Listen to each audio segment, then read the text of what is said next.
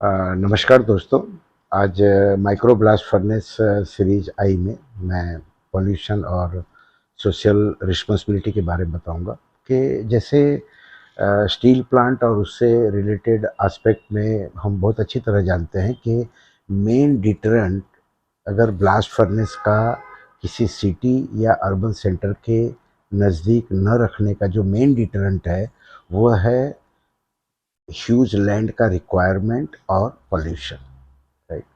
तो इसमें जो पॉल्यूशन और पॉल्यूशन रिलेटेड दूसरे जो कंसर्न हैं उन्हें अगर हम देखें तो मेनली वो 10 से 12 पॉइंट हैं।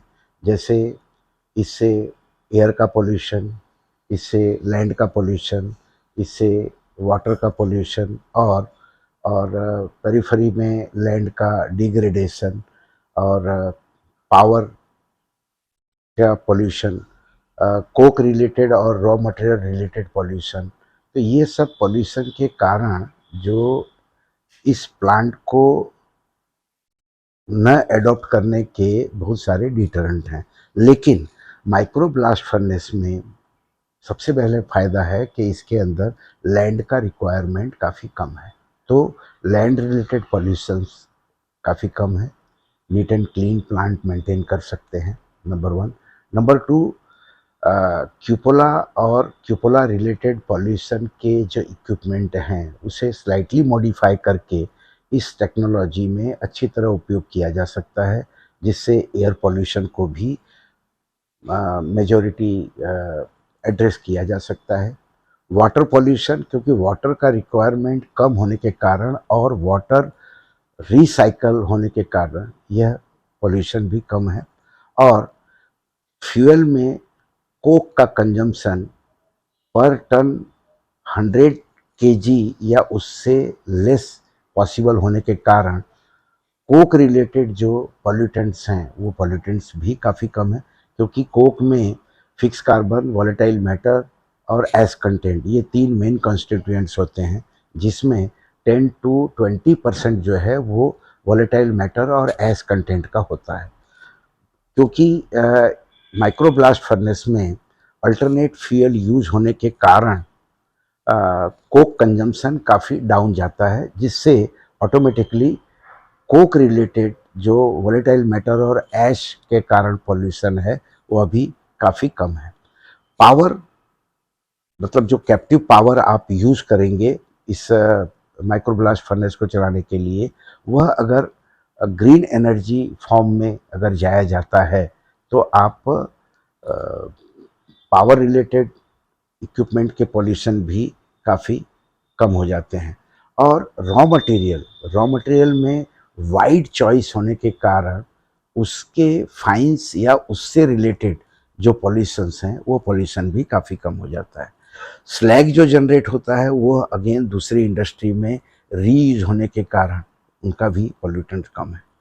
लेकिन सबसे बड़ा फ़ायदा ये है कि अप टू 100% लिक्विड मेटल को आप वैल्यू एडेड प्रोडक्ट में या फॉरवर्ड इंटीग्रेशन में या बैकवर्ड इंटीग्रेशन में आप 100% यूज़ कर रहे हैं, इसलिए स्कल फॉर्मेशन और दूसरे पॉल्यूटेंट्स जो हैं वो भी काफ़ी कम है।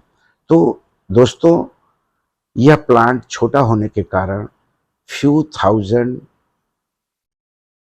2000 से 10,000 स्क्वायर मीटर लैंड की रिक्वायरमेंट रहती है। तो लैंड रिलेटेड डिग्रेडेशन कम है, एयर पॉल्यूशन निग्लिजिबल है, वाटर रिसाइकल हो जाता है, आपको इतना ग्रीन एनवायरनमेंट क्रिएट करने की ज़रूरत नहीं है क्योंकि पॉल्यूटेंट्स आपके टोटल कंट्रोल में है। ग्रीन एनर्जी भी आप यूज़ कर सकते हैं।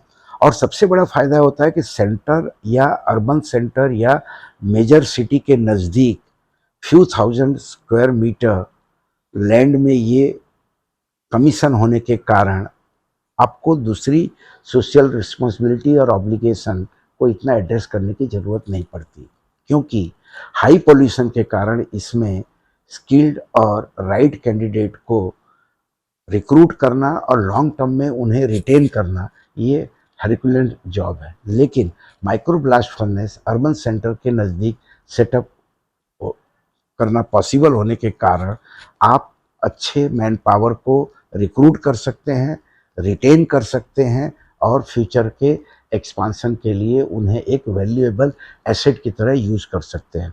तो दोस्तों, माइक्रो ब्लास्ट फर्नेस का कॉन्सेप्ट जो है वो चाइना के सामने इंडिया को काफ़ी आगे बढ़ाएगा। क्यों?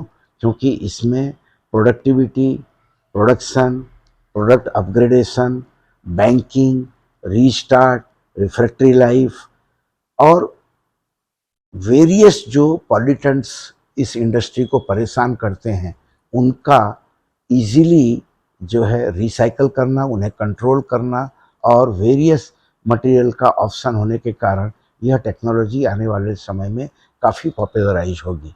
इवन अगर आप देखें तो पर टन प्रोडक्शन के सामने जो दूसरे कॉस्ट्स हैं, जैसे पॉल्यूशन इक्विपमेंट के कॉस्ट, आपको कास्टर के कॉस्ट या लेवल के कॉस्ट या मटेरियल हैंडलिंग इक्विपमेंट के कॉस्ट या शॉप फ्लोर को नीट एंड क्लीन अपग्रेडेड रखने का जो कॉस्ट, यह सब कॉस्ट काफ़ी डाउन है, जिसके कारण आने वाले समय में इस टेक्नोलॉजी को पॉपुलराइज करना और अच्छे प्रोडक्शन के लिए, वैल्यू एडेड प्रोडक्ट के लिए बहुत ही उपयोगी रहेगा। धन्यवाद।